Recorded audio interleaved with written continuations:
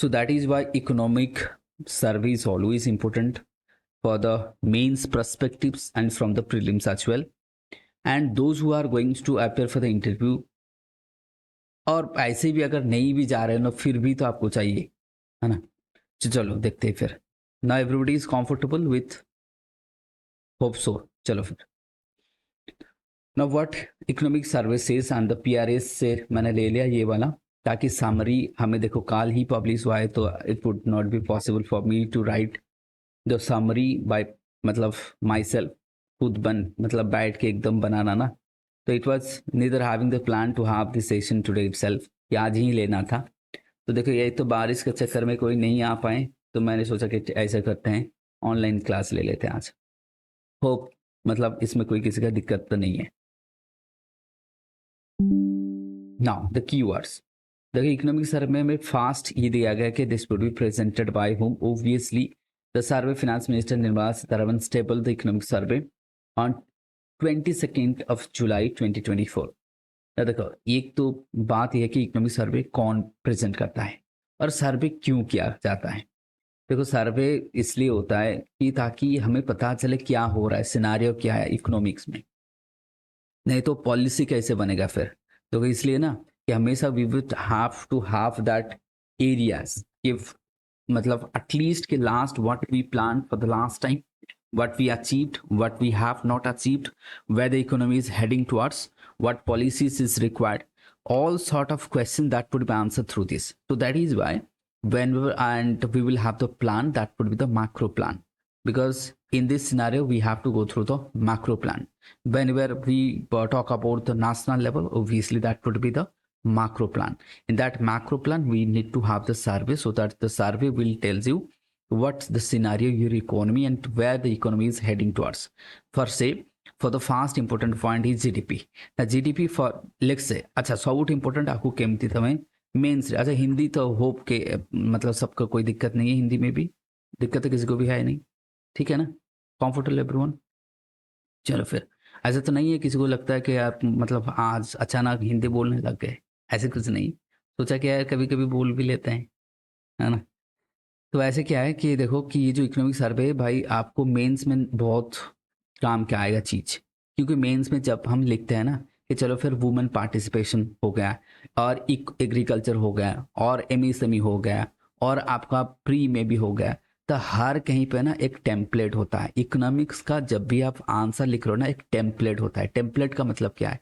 Template का मतलब जैसे कि मैं बोलूँ कि वुमेन के ऊपर एक आंसर लिखो, हाँ ठीक है, वुमेन इन एग्रीकल्चर ये एक पार्ट हो गया, वुमेन इन डोमेस्टिक लाइफ एक पार्ट हो गया, वुमेन इन सोसाइटी एक पार्ट हो गया, वुमेन्स इन एडमिनिस्ट्रेटिव एक पार्ट हो गया। तो these are the templates. Then you have to substantiate with the points with the data and facts कि देखो ये वाला जो एग्रीकल्चर हमने लिखा था, वुमेन एग्रीकल्चर में इतना % काम करते हैं, ये होता है, फिर डोमेस्टिक में ये होता है, फिर हम हो गए तो सर्विस सेक्टर में ये होता है। तो ये हो गया आपका data and points to substantiate the but that is the template. तो आपके पास एक टेम्पलेट होना चाहिए whenever you are writing the mains answer. Hope you are getting me the template का मतलब क्या है, सबको समझ में आ गया टेम्पलेट का मतलब क्या होता है। तो वैसे ही जब भी आप आंसर लिख रहे हैं ना, तो आपके पास जब भी इकोनॉमिक्स का कोई आंसर लिख रहे हो तो आप सर्वे से उठा सकते हो कोई एक भी पॉइंट।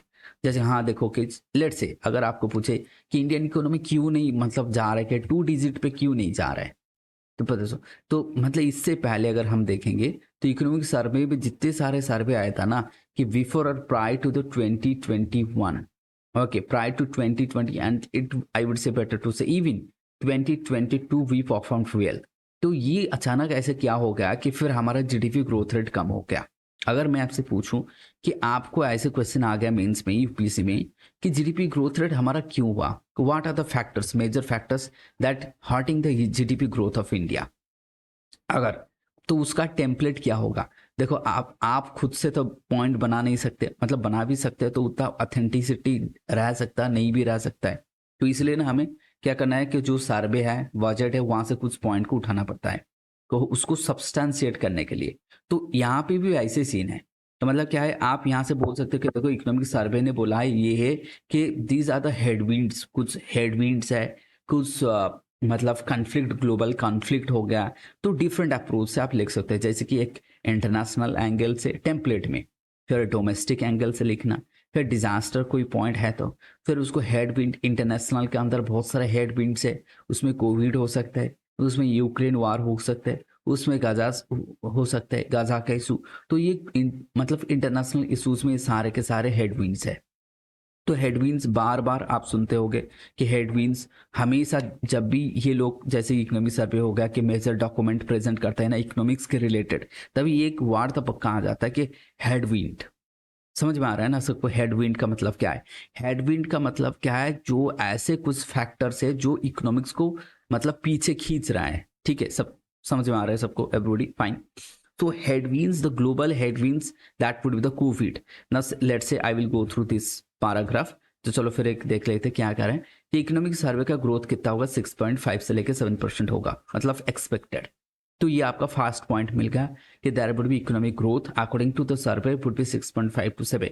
वर्ल्ड बैंक कुछ अलग बोल सकता है, आरबीआई कुछ अलग बोल सकता है। तो देखो डिफरेंट लोग डिफरेंट एंगल से बोलेंगे, उसमें हमें नहीं जाना है, बट गवर्नमेंट डॉक्यूमेंट के हिसाब से जाना है। फॉर एग्जाम्पल आरबीआई ने कुछ बोल दिया, उसको लिख लो आप आंसर में, क्योंकि दैट इज ऑथेंटिकेटेड है। तो वैसे पहला वाला पॉइंट हमें मिल जाएगा कि हाँ देखिए इकोनॉमिक ग्रोथ रेट ये है, तो ये एक चैलेंज, ठीक है, मतलब ग्रोथ रेट उतना खासा नहीं है, पर फिर भी जितना भी ग्रोथ रेट हो रहा है इंडिया, वो फिर भी इट्स अ ब्राइट स्पॉट, है ना। इसको क्या कहते हैं, Indian economy is the bright spot at the time of gloom, मतलब जब हर किसी का इकोनॉमी उतना परफॉर्म नहीं कर रहा है, फिर भी India is performing pretty well as compare to the big economies. let's say top 10 economies when I talk about, so that is there। तो ये एक पॉइंट इधर से हमें मिल गया कि that would be the important point, economic growth rate. Real GDP का जो ग्रोथ रेट है वो अच्छा है as compare to the nominal growth rate. तो यहाँ पे डिफरेंस क्या है देख लो। जब आपको बोले कि here is the real GDP growth rate क्या है 8.2, ना आपका दिमाग में थोड़ा बहुत यहाँ पे कंफ्यूजन आएगा कि देखो जीडीपी ग्रोथ रेट कहाँ पे, लेट्स से 7.2 7.3 हो रहा है, वहीं पे आपका जो रियल जीडीपी ग्रोथ के मतलब ग्रोथ रेट काफी अच्छा है कि 8.2 है। इसका मतलब क्या है? इसका मतलब क्या है, इन्फ्लेशन एडजस्टेड जीडीपी कैलकुलेशन। क्योंकि जब भी हम बोलते हैं कि नॉमिनल, एक तो होता है नॉमिनल जीडीपी, एक तो होता है रियल जीडीपी, ठीक है। तो जो रियल जीडीपी आपका होता है, रियल जीडीपी मतलब इन्फ्लेशन एडजस्टेड जीडीपी, सिंपल सा बात है, इन्फ्लेशन एडजस्टेड, ठीक है। एक बेस ईयर होता है, बेस ईयर क्या है अभी, क्या अभी मतलब 11 एंड 12 का बेस ईयर है हमारे पास, ठीक है। तो जो ये बेस ईयर है उसके ऊपर अगर हम कैलकुलेशन करेंगे, इन्फ्लेशन को ऐड कर दो तो आपका नॉमिनल हो जाएगा, इन्फ्लेशन को अगर माइनस घटा देंगे तो हमारा रियल जीडीपी हो जाएगा। So that is why the real GDP is performing well. उसका मतलब क्या है, यहाँ पे आपको क्या मिल रहा है, इन्फ्रेंस क्या है, देखो इन्फ्रेंस अगर यहाँ पे हम डालेंगे मतलब कहीं ना कहीं हमारा जो इन्फ्लेशन वो कम हुआ है। तो इन्फ्लेशन माइट भी वो आपका सीपीआई में हो सकता है कम हुआ है, और दैट वुड बी, और कहीं पे होगा, कहीं पे होगा सीपीआई, और कहाँ पे हो सकता है, डब्ल्यूपीए हो सकता है, ठीक है। तो आप मान के चलो कि जहां पे मतलब होप आवाज आ रहा है सबको, तो यहाँ पे जो बोल रहे हैं कि रियल जीडीपी का ग्रोथ रेट ठीक ठाक है, मतलब नॉमिनल जीडीपी का थोड़ा कम है। मतलब यह है कि इन्फ्लेशन कहीं ना कहीं थोड़ा बहुत घटा हुआ है। वो इन्फ्लेशन कहाँ पे घटा है, सीपीआई पे नहीं घटा है। सीपीआई पे भी थोड़ा बहुत घटा है, ऐसा नहीं कि नहीं घटा है, पर डब्ल्यूपीए में थोड़ा ज्यादा घटा है। तो ये वाला आप यहाँ से इन्फर कर सकते हो, जो यहाँ पे लिखा नहीं है, ठीक है। Hope you are getting me, correct everyone? चलो फिर नेक्स्ट। Yes sir. देखो जहाँ यस पे सर। समझ में किसी को भी अगर नहीं आए ना, तो तुरंत पूछ लेना कि हाँ ये वाला हमें समझ में नहीं आ रहा है, कि इधर ऐसे रियल में क्या मतलब काफी अच्छा दिखा रहे और नॉमिनल में थोड़ा बहुत कम दिखा रहे, ऐसे क्यों है। तो यहाँ पे फैक्टर मैंने बोला कि इन्फ्रेंस डालना है आपको, ऐसे क्यों हो रहा है। तो इन्फ्रेंस में हमें मिलेगा कि हाँ सीपीआई डब्ल्यूपीआई इसके अंदर छुपा हुआ है, जो यहाँ पे नहीं लिखा है, ठीक है। तो इसको हमें थोड़ा सा देख लेना है। फिर आगे चलते हैं कि देखो फिर बोल रहे हैं कि growth for the 2024-2025 expected suppose to be strong. This is very important. हमेशा कीवर्ड लिखते चलना मेरे साथ, अगर आप नोट बना रहे हो, क्योंकि आपको कभी ना कभी बनाना पड़ेगा। इधर आप खुद से बनाओ, नहीं तो यहाँ से बना लेना। और पीआरएस, हाँ मतलब ऐसे कि मैं बोलूँ तो 90% जो यूपीएससी एस्पिरेंट होता है वो यूज करते हैं 90%। मतलब I am no so much of optimistic 100%, तो फिर भी यूज करते हैं। यहाँ पे और एक चीज देखो, दिस इज वेरी इंपॉर्टेंट। वो कह रहा है कि देखो कि आगे चलते 2024 2025 में जो ग्रोथ रेट अच्छा खासा होगा, क्यों होगा? तो आप लिख लेना नोट कि there economic services there will be strong growth. क्यों? Because of the domestic investment. This is very important.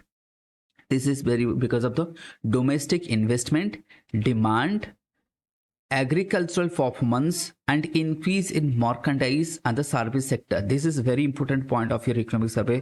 Paragraph 1 जो यहाँ पे लिखा है जो जीडीपी के अंदर, ये बहुत ही इंपॉर्टेंट है, क्योंकि मैं उसको अच्छे से समझाता हूँ। देख लो, तो देखो यहाँ पे एक चीज बोले कि अगर आपको किसी भी एक आंसर लिख रहे हो ना, जैसे कि मैं आपको पूछूं कि discuss the scenario of agricultural output, और मतलब कैसे रूपी, हाउ रूपी वुड बी इंटरनेशनलाइज्ड, तो उसका एक टेम्पलेट है। कैसे? जब भी आप इकोनॉमिक्स का आंसर लिख रहे हो तो 1991 को ले लेना, फिर ले लेना कि 1999, फिर दिखा देना कि 2008, फिर दिखा देना कि 2014, फिर दिखाना कि आपको 2020 और 19। फिर आप बोलोगे सर ये सब क्या है? देखो, कभी भी आप इकोनॉमिक्स का आंसर लिख रहे हो ना, ये टेम्पलेट आप चाहो तो यूज कर सकते हो, क्योंकि 1991 1992 में आया क्या? एलपीजी। 1999 में क्या हुआ? दैट इज द फेमा आ गया, आपका क्या आ गया? FEMA, that means foreign exchange management act. तो यहाँ से रूपी आपका फ्लोटेड हो गया, जिसको हम बोलते मतलब ग्लोबलाइज की तरफ बढ़ा।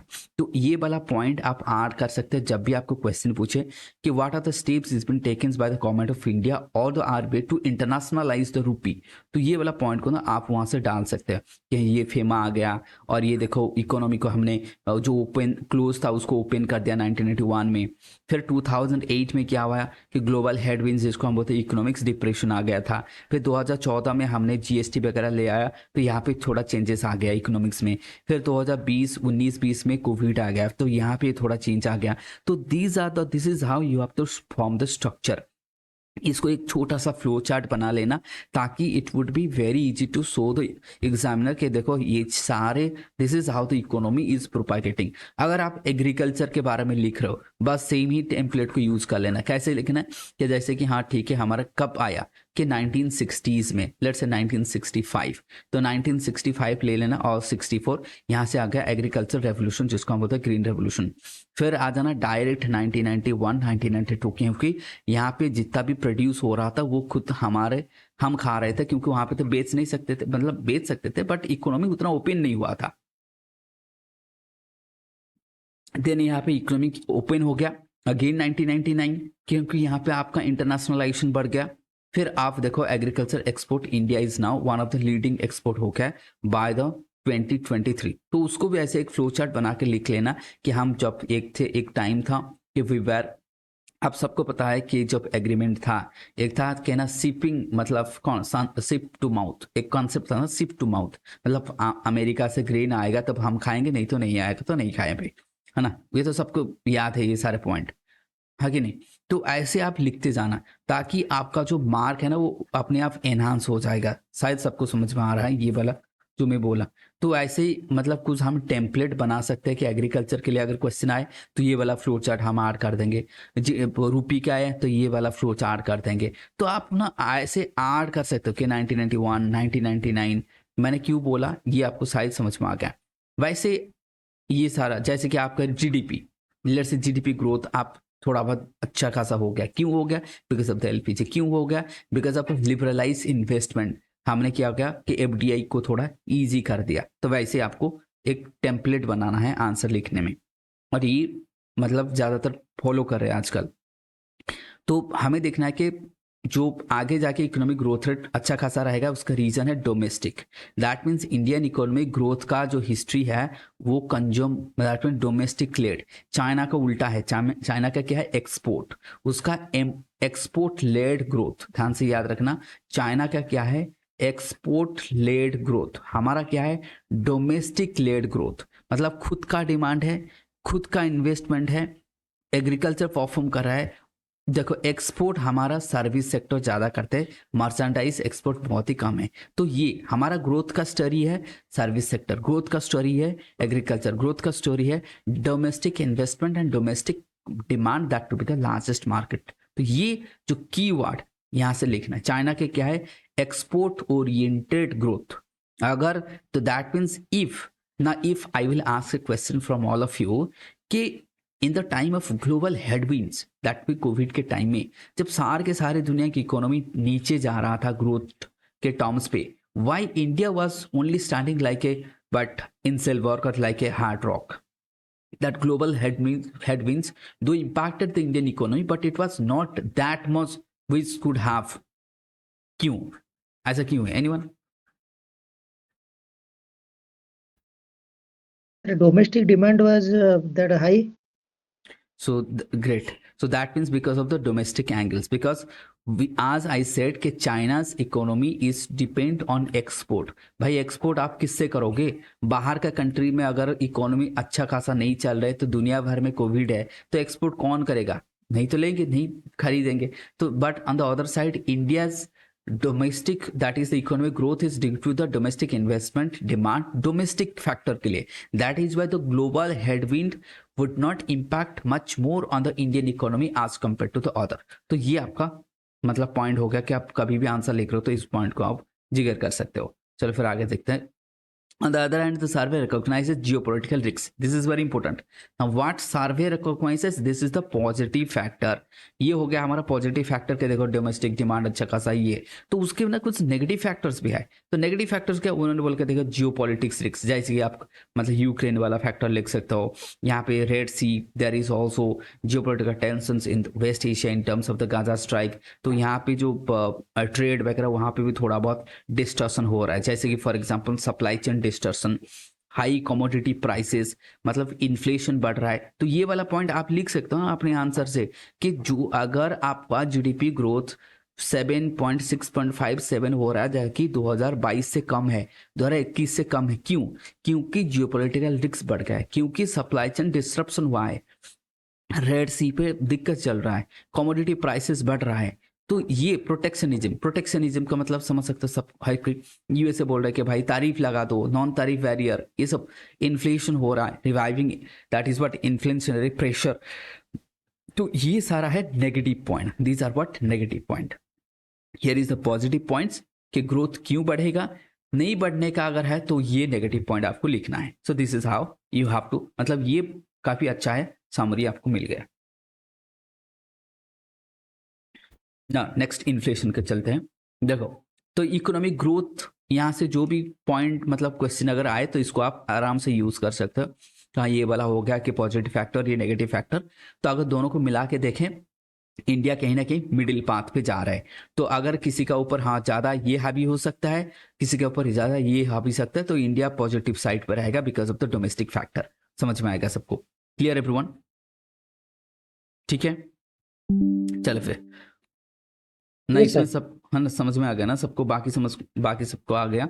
इन्फ्लेशन, देखो इन्फ्लेशन एक बहुत बड़ा मुद्दा है आजकल। आप देखो कि इन्फ्लेशन बहुत हो रहा है, and because of the inflation की majority of the factors that will obviously. तो इन्फ्लेशन का रीजन देखो, अगर हम कोर सिलेबस पे जाए ना, तो आपका इन्फ्लेशन वाला जो चैप्टर है वहाँ पे वो क्या पूछेंगे कि भाई इन्फ्लेशन का देखो कि परचेजिंग पावर के ऊपर क्या पड़ता है, पीपीपी के ऊपर क्या होता है, इन्फ्लेशन एक्सपोर्ट रिलेशन निकाल लो, इन्फ्लेशन इंपोर्ट रिलेशन निकाल लो, इन्फ्लेशन को कैसे हम कंट्रोल कर सकते हैं। ये तो आपका बेसिक वाला चैप्टर है जहां आप पढ़ सकते हो कि हाँ इन्फ्लेशन का टारगेट क्या है। तो ये सबको पता है शायद, मतलब मेरे को लगता है कि हाँ ये सब आप लोगों ने पढ़ लिया है। जैसे कि आपका मतलब क्या है, 2 प्लस एंड माइनस आपका क्या था, 4 प्लस माइनस 2, ये था इन्फ्लेशन टारगेट। ठीक है, 4 प्लस माइनस 2, ठीक है, ये तो हमारा इन्फ्लेशन का टारगेट है। मतलब 6% का आपका अपर बेस है, फ्लोर क्या है, 4 है फ्लोर, मतलब सॉरी 2 है फ्लोर, और आपका कैप क्या है 6। तो ये हो गया आपका inflation should very between 6 to 2%। देखो इन्फ्लेशन इंडिया में अगर 5% चल रहा है ना, कोई दिक्कत नहीं। अब मतलब अगर डेवलप्ड इकोनॉमी में ना 3% हो गया ना, वो तो बहुत इन्फ्लेशन है, फिर उसको लगेगा बहुत इन्फ्लेशन हो गया। तो दिस इज हाउ के डिफरेंस बिटवीन दिल्ली और let's say Bangalore and Orissa.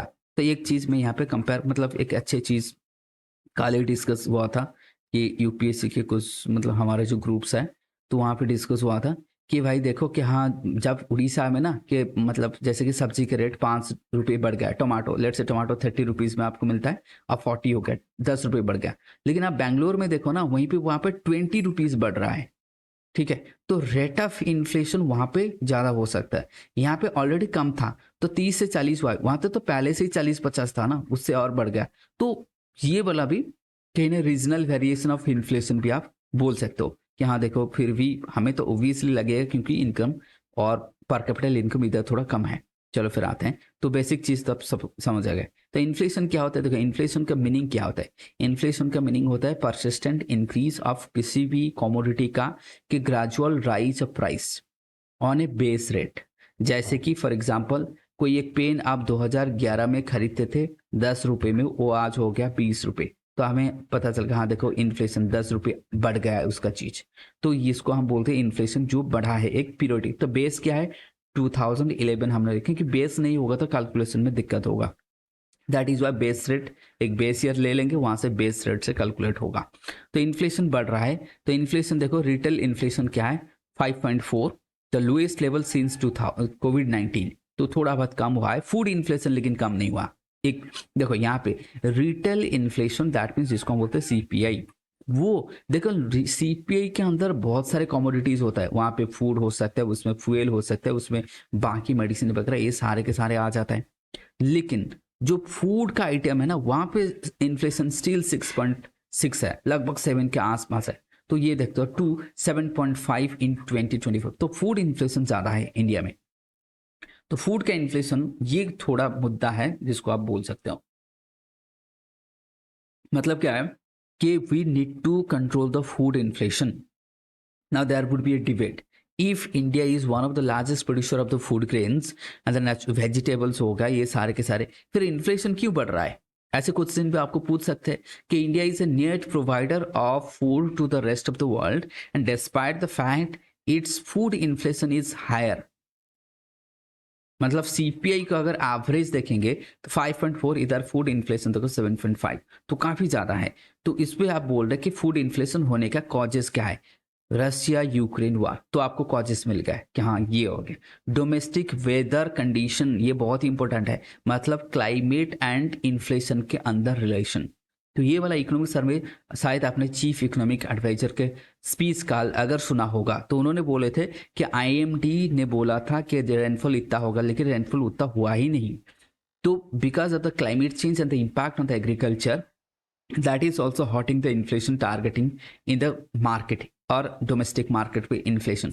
तो ये जो रशिया यूक्रेन वाला फैक्टर क्यों यहाँ पे लिखा है? क्योंकि यहाँ से वीट आपको मिल जाएगा, यहाँ से वीट मिल जाएगा, because they are but the largest producer the wheat हो गया, और लाइक सफोला ऑयल हो गया, उधर सनफ्लावर ऑयल भी बहुत होता है, तो they are the largest producer of the sunflower wells oil as well. So that is why these things ना वहाँ से महंगा हो गया थोड़ा, तो इसलिए ये भी बोला आप कोर इन्फ्लेशन। तो कोर इन्फ्लेशन आपको फूड एंड फ्यूल को क्या करना है? हटा देना है, तो आपको कोर इन्फ्लेशन, कोर इन्फ्लेशन आप भी देख सकते हैं, हाँ थोड़ा बहुत कोर इन्फ्लेशन ऊपर भी मॉडरेट हुआ है।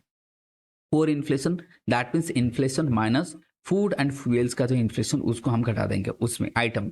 According to the Reserve Bank of India the retail inflation is estimated 4.5।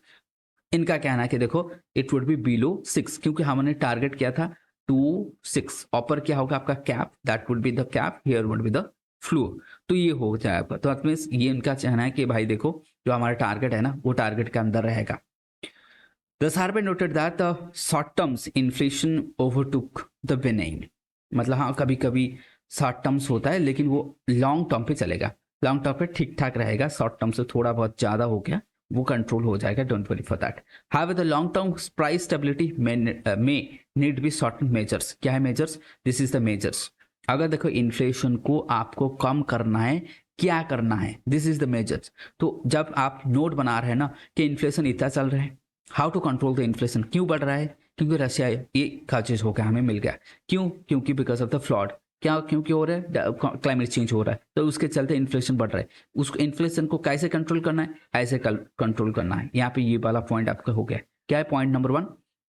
भाई आपको पॉल्सेस बढ़ाओ, पॉल्सेस का कल्टीवेशन बढ़ाओ। और क्या है?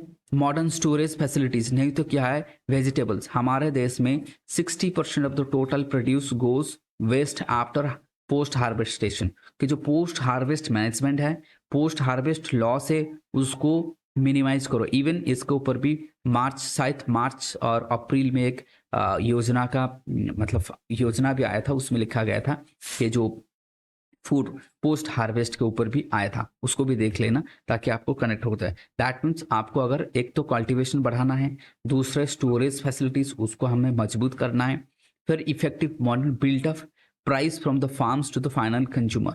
मतलब देखो क्या है, मॉनिटरिंग करना है, क्योंकि ऐसे नहीं कि बीच में जो मिडिल मैन है ना, वो तो नहीं बढ़ा रहे प्राइस।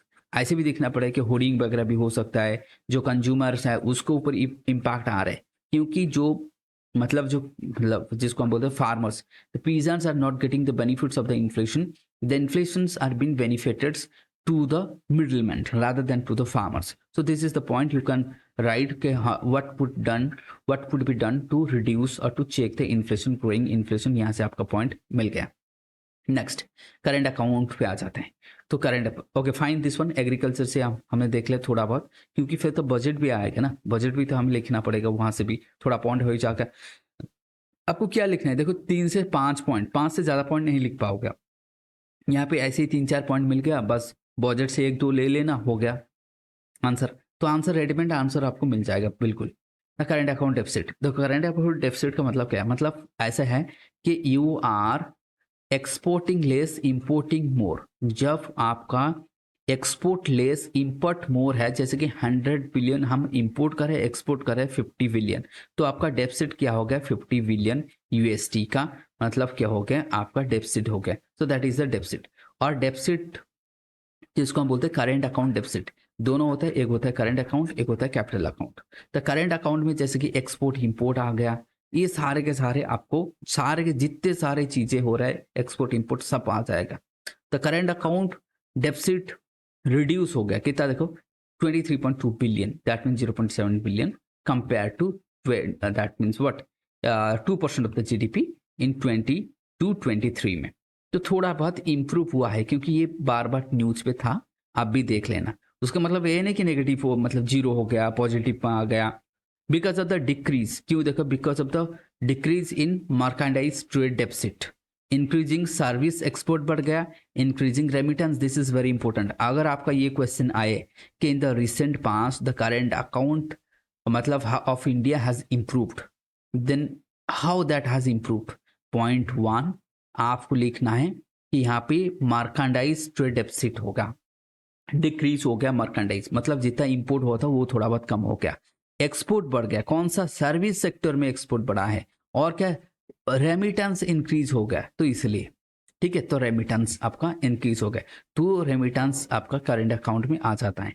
तो ये वाला आप यहाँ से लिख लेना कि हाँ देखो सॉफ्टवेयर और सो किसी ने भी अभी रघु तो our former governor of RBI Raghu Ranjan ने भी बोला था अभी मतलब 1 हफ्ते पहले, उन्होंने बोला कि अगर आपको इंडियन इकोनॉमी को ज़्यादा बूस्ट करना है तो फोकस ऑन सर्विस सेक्टर, क्योंकि हमारे पास वो जो मैन्युफैक्चरिंग का उतना साधन है नहीं, मतलब क्या है कि इंफ्रास्ट्रक्चर उतना है नहीं like the China like USA. So better to focus on the service sector. अगर आपका सर्विस सेक्टर अच्छा परफॉर्म कर रहा है ना, उसको और अच्छा करो ताकि जीडीपी और ग्रो हो जाए, तो उनका ये कहना है। लेकिन क्या होगा ना, एक चीज दिक्कत वहां होगा, क्या, एम्प्लॉयमेंट आपका कम हो जाएगा, क्योंकि सर्विस सेक्टर में एम्प्लॉयमेंट कम है, मैन्युफैक्चरिंग तो आपका जो अनएम्प्लॉयमेंट है ना वो थोड़ा बढ़ जाएगा, सॉरी अनएम्प्लॉयमेंट क्या होगा, बढ़ जाएगा। तो इसलिए हमें क्या होगा ना, तो ये वाला पॉइंट आपको मिल गया, ठीक है, हमें यहाँ से 3 पॉइंट मिल गया, तो ये आपका आंसर हो गया। तो आपने लिख लेना कि हाँ देखें ये इसलिए हो गया। देन अगर देखते हैं कि increase in the service export was driven by the software export, travels हो गया, business हो गया, बहुत हो गया। India's trade deficit is expected to decrease further, आगे भी जाके कम होगा, क्योंकि उनका कहना है कि देखो हमारा जो external sector including following the demand in the major trading partners, rising trade cost का धीरे धीरे बढ़ता जा रहा है, volatility that is what volatilities in the commodities price, change in the policy of the major trading partner, मतलब आगे जाके भी कम होगा, क्योंकि बिकॉज ऑफ द ये फैक्टर्स है। तो ये फैक्टर्स, तो यहाँ पे पूरा आंसर है, बस लिख दो इसको। अगर आपको क्वेश्चन आए कि recently the trade deficit of India has improved why, तो आपका पूरा आंसर इधर है। लिख लेना आराम से, 100 वाट होगा तो पूरा आपका रेडीमेड आंसर है, लिख लेना पूरा का पूरा। फिर आते हैं हम, अच्छा ये वाला हो जाएगा cover. Fine everyone, hope this would be fine to all.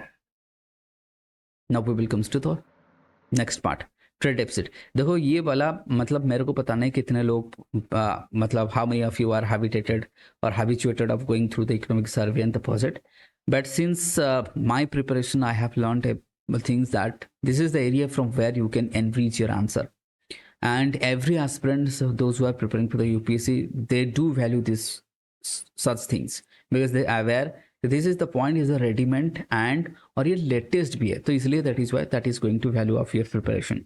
Next deficit क्या आता है, fiscal deficit.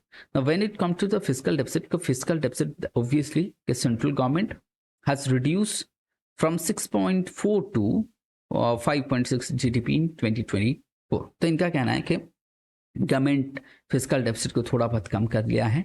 Reduction of the fiscal deficit due to the strong growth. देखो यहाँ पे answer, now comes to the answer. अगर आपको बोले कि discuss the fiscal scenario of government of India, तो आपका कहना है कि देखो रिसेंटली द फिस्कल डेफिसिट वो थोड़ा कम हो गया, that has decrease because of the what, point 1, because of the strong growth in direct and indirect tax collection. तो टैक्स कलेक्शन बढ़ गया, and also one of the fact here is not mentioned, that is the लगभग what I would say 1 lakh crore, 2 lakh crore शायद, it was 2 lakh crore, that means 2 to 3 trillion, शायद it would be 1 trillion, थोड़ा देख लेना इसको, I might be wrong, मतलब शायद 2 to 3 lakhs crore RBI ने ट्रांसफर किया है गवर्नमेंट को। तो ये एक आर्टिकल मैंने देखा था वहां पे, तो वो बोल रहे थे कि भाई देखो इतना सारा पैसा आ गया ना, आरबीआई ने प्रॉफिट से गवर्नमेंट को दे दिया, तो उसको भी तो आप बजट में खर्च कर सकते हो ना। जैसे कि आरबीआई ने सोचो कि 2 लाख करोड़ दे दिया प्रॉफिट से, तो 1 लाख करोड़ तो आप बजट पे लगा दो। कहाँ से, जैसे कि हाँ किसी को पेंशन बढ़ा दिया, ये सारे हो जाएगा, 1 लाख करोड़ तो इधर आ गया, फिर भी आपके पास 1 लाख करोड़ तो बचेगा। तो ऐसे भी एक आर्टिकल आया था जो मतलब जितना मेरे को याद आ रहा है, तो वहां से भी मैंने एक पॉइंट उठा लिया यहाँ पे। देखो कि हाँ ठीक है, एक टैक्स, डायरेक्ट टैक्स बढ़ गया, इनडायरेक्ट टैक्स बढ़ गया, और क्या है कि हाँ आरबीआई से भी पैसा मिल गया, वहां से भी थोड़ा पैसा मिल गया, आपको रेवेन्यू तो आना चाहिए ना, किसी भी फॉर्म पे आए, रेवेन्यू वहां में भी आ गया, तो चलो फिर थोड़ा बहुत फिजिकल डेफिसिट कम हो गया। And obviously there is a strong collection of GST, GST का कलेक्शन बहुत बढ़ गया है, तो overall GST collection has increase, that is also one of the reason that to reduce the physical debt, मतलब अगर हम डेफिसिट, तो ये आपको देख सकते हैं। फिजिकल डेफिसिट नहीं ना, रेवेन्यू देख रहे थे शायद हम, फिजिकल डेफिसिट ठीक है। नेक्स्ट, सो ये वाला पॉइंट आपको मिल गया। So this combined rests on the revenue expenditure with large share and physical deficit begins, that is but being accounted for the capital outlay only. तो ये वाला थोड़ा बहुत हमें हो गया, तो ठीक है। तो यहां से क्या हो गया, ये बोल रहे सर्वे कि देखो इस this combined restrain the revenue expenditure, तो रेवेन्यू एक्सपेंडिचर थोड़ा मतलब हमें इजी हो गया, नहीं तो रेवेन्यू एक्सपेंडिचर बढ़ जाता। With large share for the capital, that is what physical deficit been accounted by the capital outlay, मतलब कैपेक्स जिसको हम बोलते हैं शॉर्ट में कैपेक्स। तो आपका जो कैपेक्स का एक्सपेंडिचर बढ़ रहा है, this is very important in India. A new trend has been set in the present government that the capital expenditure बढ़ रहा है, रेवेन्यू एक्सपेंडिचर घटाना चाहते हैं ये लोग, ताकि आपको आगे चल के ना गवर्नमेंट विल गेट बेनिफिट और the economy will perform pretty well like China. अगर चाइना लाइक और यूएसए लाइक अगर आपको इकोनॉमी परफॉर्म करना चाहते हो, तो आपको कैपेक्स में ज्यादा इन्वेस्ट करना है। कैपेक्स मतलब क्या है, कैपिटल एक्सपेंडिचर, वहां पे ज्यादा खर्च करना है, जैसे कि रोड हो गया, पोर्ट्स हो गया, एयरपोर्ट हो गया, तो इधर खर्च करो। इन्वेस्टमेंट को बुलाओ, क्या द इन्वेस्टर को, जैसे मतलब कि टू ऊ the investors through the cap और कैपेक्स, तो दैट इज द रीजन। डेप्ट, फिर हम आते हैं हमारा कितना कर्जा है देश का, उसको भी देख लेते हैं। तो ये देखो, तो physical debts of the central government expect to further reduce, ये कम हो जाएगा। क्यों कम होगा, अगर मैं यहाँ पे पूछूं anyone why that would be the reduction of the physical debts, because of the strong collection from the revenue collection बढ़ गया आपका, आरबीआई ने थोड़ा बहुत पैसा दे दिया, और आपने जितने सारे वेलफेयर स्कीम चले उसको रैशनलाइज कर लिया, तो ये भी एक पॉइंट हो सकता है ना। तो फिर डेप्ट में आता है, देखो हाँ डेप्ट, तो डेप्ट देखो कितना है, डेप्ट टू जीडीपी रेशियो ना, डेप्ट टू जीडीपी रेशियो कम हुआ है, इनका कहना है कि कम हुआ है स्लाइटली, अच्छा ये बढ़ गया slightly, increase slightly in 23-24 due to the increasing interest rate and lower that is the lower budgeted nominal GDP growth. तो आपका this is very important now, government डेप्ट to GDP ratio has increase. डेप्ट to GDP ratio का मतलब क्या है, late से आपका जीडीपी मतलब लेट से 100% जीडीपी का, और आप 100 रुपये इनकम करते हो, उसमें से आप 80 रुपये कर्जा दे देते हो, तो 20 रुपीज आपके पास बचा है। मतलब आप कहाँ जा सकते हो, 100 तक जा सकते हो, but that is not prudent. डेप्ट टू जीडीपी 60% इज बेटर। 60% मतलब क्या है, जैसे एक मतलब एक कोई आदमी है, पर्सन एक, 2 दिन में 1000 रुपये कमा लेता है, अगर 1000 रुपये से 800 रुपये वो खर्च कर देगा, जैसे इंटरेस्ट वगैरह किसी से कर्जा लिया है उसको दे देगा, तो आपके उसके पास कितना बचे, 200 रुपये, ठीक है।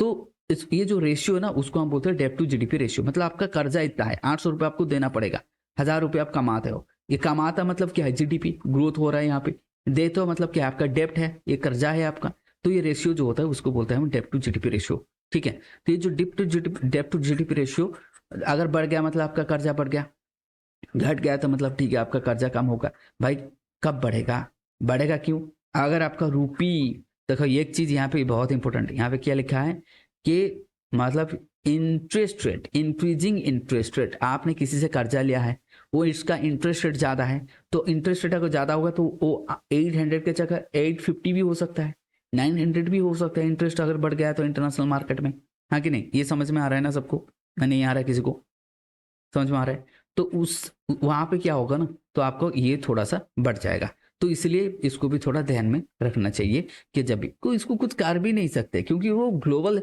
मतलब इकोनॉमी है, ऐसे चलता है।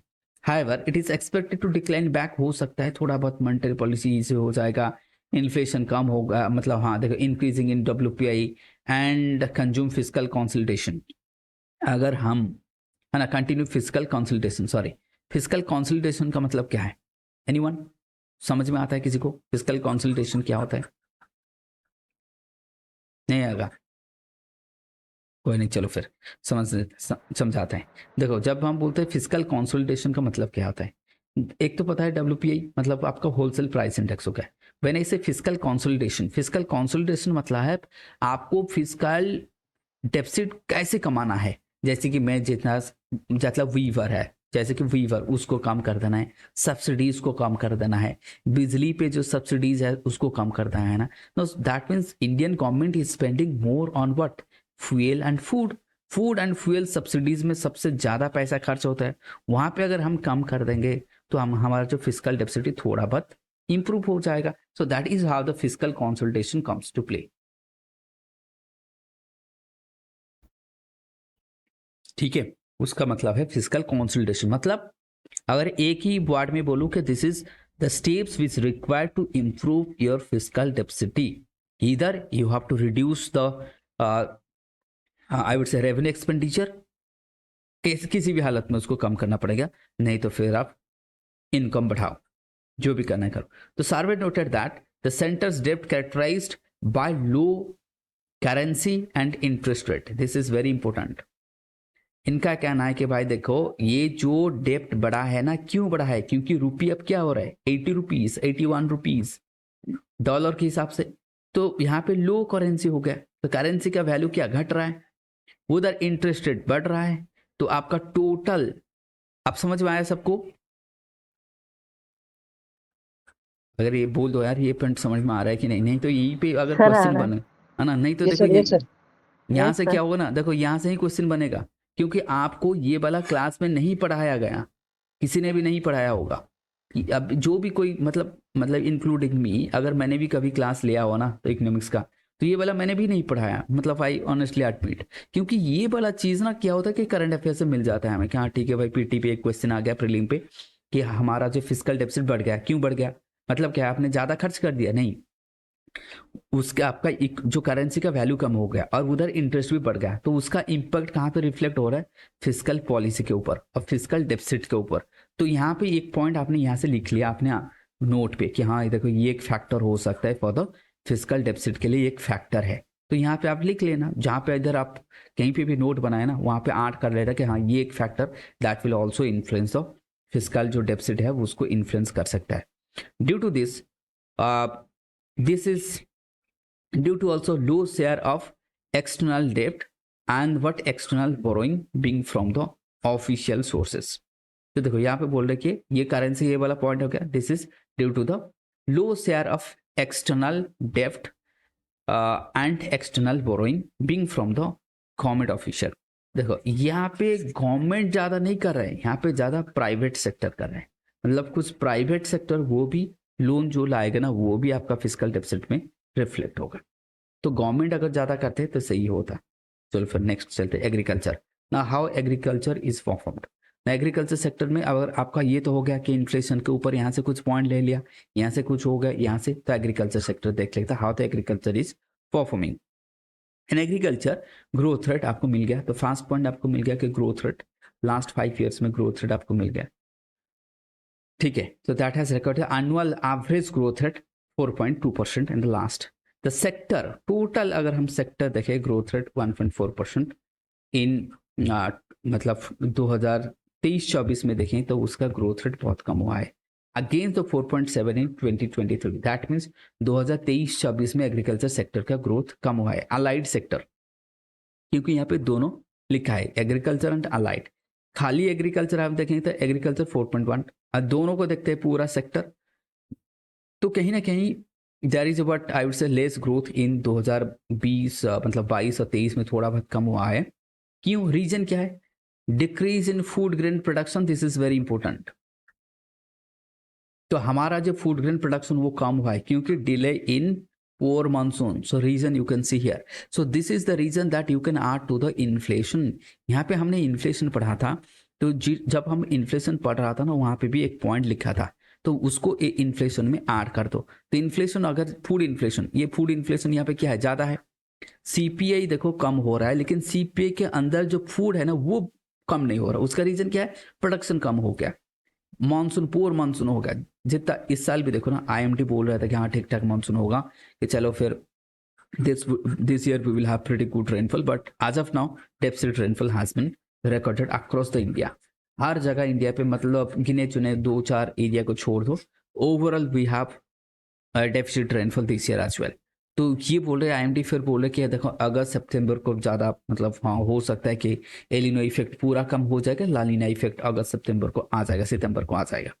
तो उसको चलते यहाँ पे आप इन्फ्लेशन को यहाँ पे भी ऐड कर सकते हो, दोनों को मिला के नोट बना सकते हो। कहाँ एक रीजन है कि जो फूड डिक्रीज फूड हो गया इसलिए इन्फ्लेशन बढ़ गया, तो फूड इन्फ्लेशन एक factor. Economic survey noted that while India is major agricultural sector, क्योंकि यहाँ पे still 70 to 75% rural household depend करते हैं, 80% स्टील आपका, 45% workforce engaged in agriculture, and agriculture also contributing what 15 to 16% of GDP. जो कि GDP का जो कॉन्सेंट्रेशन है ना, और जो जीडीपी का जो रोल है थोड़ा बहुत कम है, लेकिन यहाँ पे एम्प्लॉयमेंट देखो ना 45%, तो लार्जेस्ट एम्प्लॉयमेंट सोर्स यही है। उसके बाद आता है आपका एमएसएमई आता है। तो ये हो गया आपका कुछ मतलब इंपॉर्टेंट डेटा, यहाँ से ले सकते हो। तो crop yield, the survey shows that in India, while in India the major agricultural sector, the crop yield are much lower compared to the major producer। Crop yield ये मैंने क्लासेस पे भी पढ़ाया था कि जो हमारा पर हेक्टर होता है ना, ये जो पर हेक्टर जो यील्ड, जैसे कि इन इंडिया लेट से पर हेक्टर हो गया आपका 50 क्विंटल्स हो गया, वहीं पे चाइना पे ना ये होगा 100 क्विंटल का, डबल है। तो पर हेक्टर अगर यील्ड आपका कम हो जाएगा तो प्रॉफिट भी तो कम हो जाएगा।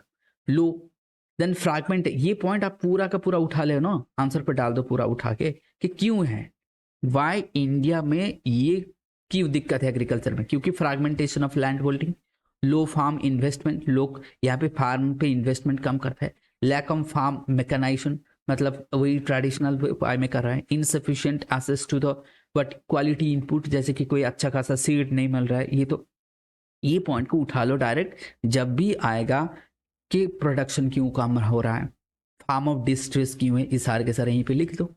Y farmer distress, why Indian farmers are not prosperous. तो ये जो पॉइंट दिया हुआ है यहाँ पे 4-5 पॉइंट, उसको उठा लो डायरेक्ट डाल दो, बस सर्वे पे लिखा है वहां पे लिख देना कि economic survey said this are the factors, तो डाल देना। तो आपको यहाँ से रेडीमेड आंसर मिल रहा है। होप सबको समझ में आ रहा है। So that is why in the beginning session I said, I told you that there is a lots of significance lies in the economic survey. तो यहाँ पे पॉइंट आप उठा लेना, ये वाला, ये वाला, ये वाला, ये वाला, और फिर ये पहले दो हमने लिखा था ऑलरेडी। तो ये था कि हाँ ये प्रोडक्शन कम हो गया, उसका रीजन भी ये है, तो उसका रीजन भी ये है, उसको लिख लेना, फिर हो गया। चलो फिर द अलाइड एक्टिविटीज का मतलब क्या है, जैसे कि लाइव स्टॉक हो गया, फिशरीज हो गया, ये अच्छा खासा परफॉर्म क्या है, यहाँ पे पॉजिटिव एंगल है, यहाँ पे थोड़ा बहुत नेगेटिव एंगल है। लेकिन आपका जो लाइफ स्टॉक जैसे कि मतलब पोल्ट्री हो गया, कैटल हो गया, बफालो हो गया, तो ये सारे के सारे कैटल के अंदर आ जाता है। पिगरी हो गया, यहाँ पे अच्छा खासा हुआ है। तो यहाँ पे आप देख सकते हो ग्रोथ क्या है, जैसे कि मतलब ग्रोथ 24%, 30%, मतलब बहुत ज़्यादा ग्रोथ है यहाँ पे। फिशरी सेक्टर भी अच्छा खासा ग्रोथ है, तो यहाँ पे पॉजिटिव फैक्टर है। एक चीज़ हाँ, तो दैट मीन्स आई वुड से कि डाइवर्सिफिकेशन भी थोड़ा बहुत चल रहा है। आप देख सकते हो कि हाँ there is a diversification in agriculture, थोड़ा बहुत इधर अलाइड सेक्टर पे भी लोग जा रहे हैं क्योंकि यहाँ पे प्रॉफिट ज़्यादा है। सो आज here is the profit percentage ज़्यादा है, तो ऑब्वियसली मैनी पीपल, मतलब आप उड़ीसा में ले लो ना, पूरा का पूरा गंजाम से लेके भद्रक और बालेश्वर तक, ये पूरा coastal line peoples are doing what, that is the shrimp cultivation, and this shrimp cultivation is getting huge benefits and is being giving or providing huge benefit to that areas people। तो यहाँ पे लोग सारे के सारे streams cultivation कर रहे हैं और export to what, China, South Korea, Japan, because of the seafood demand in that area। तो यहाँ पे डिमांड अच्छा है। एक चीज देखो, ये जो फिशरी थोड़ा बहुत देखो, फिशरी का रेट क्या है 4%, यहाँ पे थोड़ा बहुत कम है, क्योंकि फिशरी का कम इसलिए होगा कि इंक्रीज, अच्छा 4.4 से लेके 7%, हाँ यहाँ पे भी ग्रोथ हुआ है। पिछले साल थोड़ा ग्रोथ कम था, क्योंकि फिशरी की अगर कुछ भी आपको आंसर लिखना है तो ये चीज डालो दिमाग में कि वेस्टर्न कोस्ट में हमारा सबसे ज्यादा फिशरी होता है, मतलब जो सी से, मतलब इस साइड ज्यादा से हम मतलब कैच होता है, जो कैच होता है ना आपका फिश यहाँ से ज्यादा होता है, यहाँ कंपेरेटिवली कम होता है बे ऑफ बंगाल पे। लेकिन आंध्र प्रदेश लार्जेस्ट प्रोड्यूसर है फिश का, आंध्र प्रदेश लार्जेस्ट प्रोड्यूसर है। आप क्या हो रहा है ना कि हमारा जो कैच, जो ओपन सी से कैच करते हैं, उसके अगर हम कंपेयर करके जो इनलैंड फिशरी का प्रोडक्शन बढ़ रहा है, ताकि कैच कम हो रहा है। ये थोड़ा आप नोट कर लेना, क्योंकि because of the pollution, marine pollution, because of the marine fertility मत कम हो रहा है, तो उसके चलते फिर आ जाता है आपका small farmers. Then survey also said the allied sector suggest but great emphasis should be placed on the farmer, कैसे इनकम बढ़ाना है। वैसे ही जैसे कि एग्रीकल्चर में वैल्यू ऐड करो, फ्रूट्स वेजिटेबल्स करो, पोल्ट्री करो, डेयरी करो, इसको इंक्रीज करो, यहाँ पे इन्वेस्टमेंट बढ़ाओ ताकि फार्मर का इनकम बढ़ जाए। Industry now we will come ना, सेक्टर वाइज हम देख रहे हैं। तो यहाँ पे बहुत बढ़िया समरी है, इसको भी मैंने शेयर कर लूँगा अपने ग्रुप में, जो करंट अफेयर का ग्रुप है उसको शेयर करो। कम से कम मैंने बोला था कि भाई ऐसे करो, जो करंट अफेयर ग्रुप है उतना शेयर करो उसका लिंक, ताकि कम से कम 1K तो बन जाए जल्दी, ठीक है। तो वहाँ पे आप भी शेयर कर लेना, आपके दोस्त जो भी लोग हैं प्रिपेयर कर रहे हैं उसके साथ शेयर कर लो, ताकि कंटेंट भी मिल रहा है वहाँ से, तो सारे के सारे कंटेंट मिल जाएगा वहाँ से। इंडस्ट्री के सेक्टर देख लेते हैं हालत क्या है, तो लगभग 10%, 9.5% का ग्रोथ रेट है, काफ़ी अच्छा है। अगर हम देखें तो एग्रीकल्चर के हिसाब से, बाकी सेक्टर के हिसाब से काफ़ी अच्छा मतलब परफॉर्मेंस दे रहा है। कांस्टेंट प्राइस पे अगर हम देखो तो GVA industrial sector constant price पे हम देखेंगे 25% higher than the pre covid level. Obviously covid के टाइम पे सर्विस सेक्टर डोमिनेट कर रहा था, अभी थोड़ा बहुत इंडस्ट्रियल सेक्टर आ गया, क्योंकि मार्केट ओपन हो गया, लोग काम पे जा सकते हैं और क्रेडिट अवेलेबिलिटी है। दिस वाज क्योंकि आप देखो why industry sector is performing well, reason क्या है, supported by greater credit offtake, focused on capital formation and supportive policies framework. Government बोल रहा है कि भाई ये करो, MSME आ गया, इतने सारे पॉलिसीज गवर्नमेंट लेके आ रहे हैं। That is why manufacturing sector is performing well. That is also a good sign, because your service sector is always, as usual, do talks pretty good. The sector composition India's manufacturing has changed with, that is the automobiles, chemicals, pharmaceuticals gaining the importance. So that means in this sector we are doing pretty well. Pharmaceutical हमारा बढ़ा, क्योंकि India के बहुत सारे जैसे कि doctor Reddy हो गया, सिप्ला हो गया, these are the medical tycoons, इनको हम बोलते हैं ना टाइकून्स ऑफ इंडिया, और पूरा दुनिया में ये रूल करता है, डॉक्टर रेड्डी वगैरह ये सब, सिप्ला हो गया, So they rules over the world because of the pharmaceutical industry, and India is what very strong in terms of the pharmaceutical and software. इन दोनों सेक्टर में इंडिया बहुत स्ट्रांग है. तो हमारे पास जो होता है जेनरिक ड्रग्स ज़्यादा होता है. ये मैंने बहुत बार भी बोला कि जेनरिक ड्रग्स ज़्यादा होता है. India is the largest producer of the medicine in the world in terms of the generic medicine. बस हमें क्या होता है, एक्टिव इंग्रेडिएंट चाहिए होता है कि नहीं. एक्टिव इंग्रेडिएंट है ना. ये कहाँ से हम लाते हैं एक्टिव इंग्रेडिएंट? चाइना, है ना. तो ये एक चैलेंजेस यहाँ पे हम लिख सकते हैं कि जो एक्टिव इंग्रेडिएंट होता है मेडिसिन बनाने के लिए, वो that we are getting from the China. That is the challenges lies. Otherwise rest the medical sector और the pharmaceutical sector is pretty doing well. Then survey highlights the electronic manufacture के ऊपर देखो, वहाँ पे बोल रहे कि 4% GDP टोटल. द कंट्रीब्यूशन क्या है, कंट्रीब्यूट 4% ऑफ द GDP सर्वे. तो ये 4% दे रहा है. ये भी काफ़ी खर्चा काफ़ी ठीक ठाक है, 4% दे रहा है. Survey observed that India continues to import, but to be import independent key sector like the coal, capital goods, chemical. Survey observed that India continues to be import independent in key sector. तो यहाँ पे import independent हो जाएगा. मतलब क्या है, ज़्यादा depend नहीं करेंगे हम. सेक्टर लाइक टेक्सटाइल हो गया, फूड हो गया, हैव देयर रिलेटिव पोजीशन. ये भी काफ़ी लॉस देयर रिलेटिव पोजीशन, मतलब थोड़ा बहुत कमजोर हो गया. ये लॉस देयर रिलेटिव पोजीशन मतलब इनके चलते. रिलेटिव पोजीशन का मतलब क्या है, इनके चलते. इसको अगर हम कंपेयर करें तो थोड़ा बहुत पुअर परफॉर्म किया है.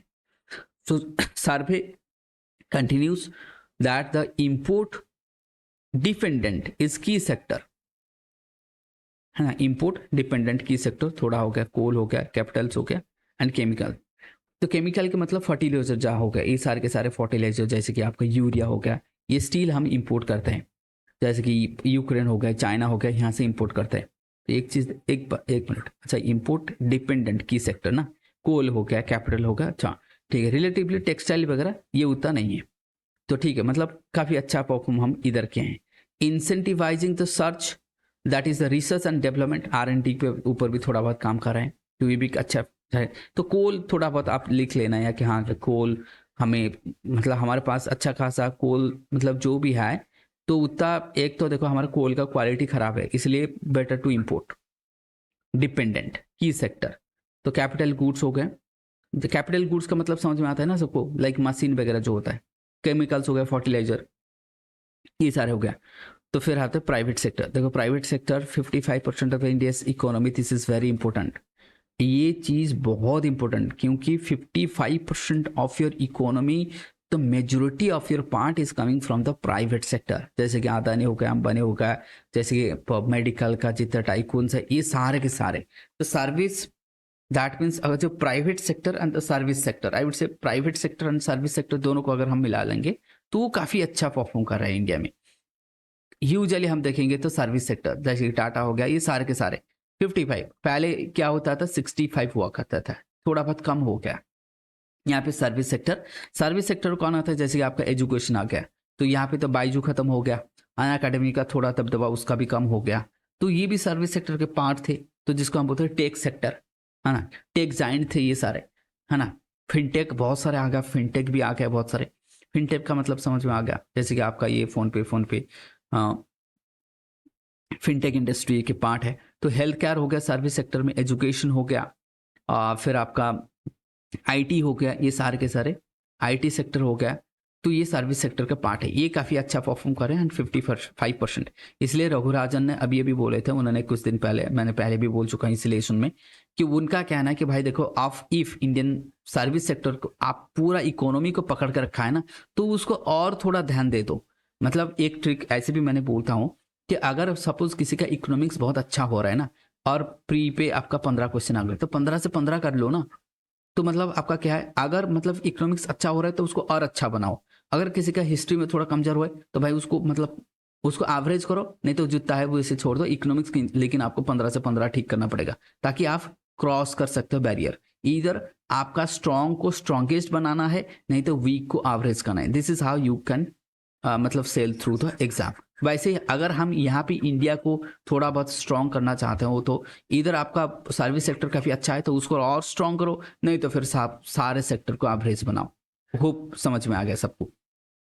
ठीक है, ये जो फंडा मैंने बोला. तो वैसे आप जा सकते हो, लेकिन एवरेज करना का एक बेनिफिट है rather than focusing to one sector. अगर एक सेक्टर कमजोर हो गया पूरा इकोनॉमी आपका खत्म हो जाएगा, क्योंकि आपको पता नहीं सर्विस सेक्टर कब तक चलेगा। सपोज किसी को इकोनॉमिक्स बहुत अच्छा आता है, ऐसे नहीं कि भाई इकोनॉमिक्स हमेशा 15 क्वेश्चन आएगा, अगर एक साल 5 क्वेश्चन आ गया तो आप वैसे हिस्ट्री तो आपने नहीं पढ़ के गए, तो उस दिन फंस जाओगे आप। तो इसलिए बेस्ट एवरेज है, मतलब बेस्ट प्रैक्टिस है कि एवरेज पढ़ के जाना, सारे के सारे सब्जेक्ट को एवरेज पढ़ लो, ताकि ये हमें पता नहीं कि इस साल कौन सा एरिया से ज़्यादा क्वेश्चन आ जाएगा। तो ये भी ऐसी एक चीज़ है कि अगर सर्विस सेक्टर आपका 55% दे रहा है, तो ये पहले होता था 60-65 होता था, अब थोड़ा घट के आ गया। मतलब क्या है, वहाँ पे आपका इंडस्ट्रियल सेक्टर, मैन्युफैक्चरिंग सेक्टर अच्छा परफॉर्म कर रहा है, एग्रीकल्चर परफॉर्म कर रहा है, बाकी सेक्टर अब आ गए, तो इसके लिए इसका शेयर थोड़ा कम के घट रहा है। तो ये वाला हमने देख लिया। Young population, finance driven by the large young population, education, health care, ये सब देख ले। चलो फिर ई कॉमर्स भी आजकल बहुत आ गया, गेन मोमेंटम, जैसे कि फ्लिपकार्ट हो गया, ये सारे आ गया, अमेजन हो गया, बिग बास्केट, सारे के सारे ये सारे। और यहाँ पे आपका एक चीज़ होता है, आपको पता है, यहाँ पे इनएडिक्वेट स्किल्स, यहाँ पे ज़्यादा बस स्किल नहीं चाहिए ई कॉमर्स में।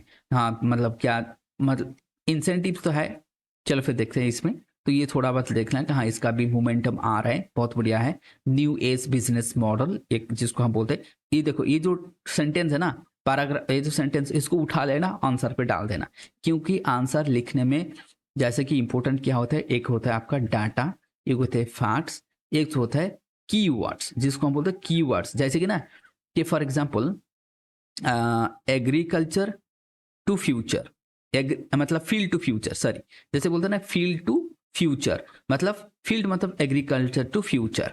ऐसे सेंटेंस आप आंसर में अगर लिखोगे ना, तब जाके वैल्यू ऐड होगा कि कीवर्ड आपके आंसर में। जैसे मैंने बोला कि फील्ड टू फ्यूचर, और जैसे कि हम बोलते हैं कि local to vocal, for example, ऐसे वर्ड, ऐसे कीवर्ड आपको आंसर में रिफ्लेक्ट होना चाहिए, क्योंकि जो एग्जामिनर मतलब आपका कॉपी चेक कर रहे हो ना, वो वैसे एक वर्ड के साथ बहुत एक्वेंटेड है, क्योंकि वो लोग ऐसे वर्ड को ज़्यादा प्रायोरिटी देते, डे टू डे लाइफ में वो पढ़ते रहते हैं वैसी चीज़ को। तो इसलिए आपको कीवर्ड्स डालना पड़ेगा। जैसे ये वाला न्यू एज बिजनेस हो गया, तो हम क्यों लिखेंगे ई कॉमर्स, तो अगर आप लिखेंगे न्यू एज बिजनेस, तो ये थोड़ा की पॉइंट हो गया आपका।